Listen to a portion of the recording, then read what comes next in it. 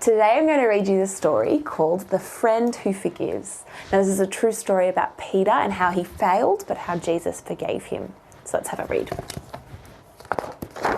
The Friend Who Forgives. A long time ago, there was a man named Peter who was best friends with Jesus. Peter was a fisherman and he was strong and brave, but he often said the wrong thing. Do you ever talk before you think? Well, that's what Peter did, again and again and again. Peter loved fish. In fact, one day he and Jesus had fish for breakfast. Fish for breakfast?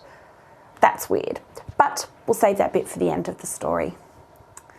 On the day when Jesus first called Peter to follow him, can you guess what Peter was doing? That's right, he was fishing. Follow me and I will make you fisher of men, Jesus told him. Can you imagine that? Peter fishing for men? Jesus explained that just as Peter liked to search for fish, Jesus had come to search for people who needed forgiveness. Peter loved being friends with Jesus. He saw Jesus do lots of amazing things, like turning water into wine. One time, Peter's mother-in-law was sick. Jesus healed her. And another time, Peter was about to drown in a storm, and Jesus saved him. Slowly, Peter realized that Jesus was more than a friend. He was God. He would never let Peter down. But sometimes Peter let Jesus down. Like the time Jesus explained to his friends that he had to die on the cross, but that he would come back to life to offer forgiveness. All of you will run away. You're going to say that you're not my friends, Jesus said. Peter spoke up right away. He did that a lot. I will never do that, Peter said. But Jesus told him, before the rooster crows in the morning, you will say 3 times that you are not my friend. I would never do that. Jesus is my best friend, Peter thought. When the soldiers came to take Jesus to the cross, Peter pulled out his sword to stop them. Put your sword away, Peter, Jesus said. My Father says this must happen. Jesus let the soldiers take him to a courtyard to stand trial. Peter followed from far away. Aren't you one of Jesus' friends? A young girl asked as she opened a gate for Peter to enter the courtyard. What do you think Peter said? Nope, I don't know Jesus. It was a cold night, so Peter walked over to a fire where people were warming themselves. Aren't you one of Jesus' friends? Someone asked Peter. What do you think he'll say? No, I don't know Jesus. Then someone else stepped forward and looked closely at Peter. Yes, you're one of Jesus' friends, aren't you? He said.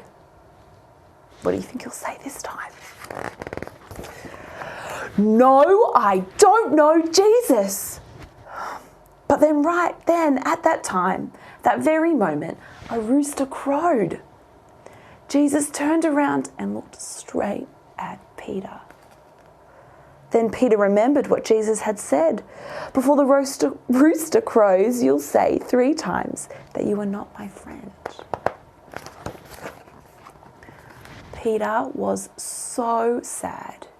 He knew he had failed Jesus again and again and again. He didn't just need to find other people who needed forgiving. He needed forgiving too. Peter felt terrible.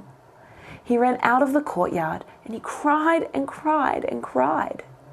Peter had let his best friend down, and now it was too late because the soldiers had taken Jesus away to be killed.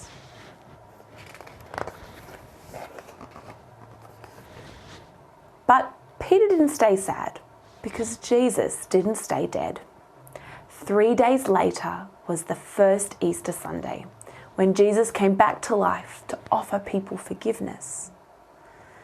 But would he forgive Peter for failing so badly? One day when Jesus went looking for Peter, where do you think Jesus found him? That's right, Peter and his friends were fishing.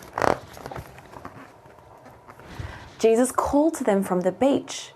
Peter jumped out of the boat into the water and rushed to the beach to see Jesus. And this is where Jesus and Peter had fish for breakfast. Fish for breakfast? That's so weird. Peter was so happy to see Jesus alive. But would Jesus forgive him? Peter wasn't sure. Maybe Jesus wouldn't want to talk to him.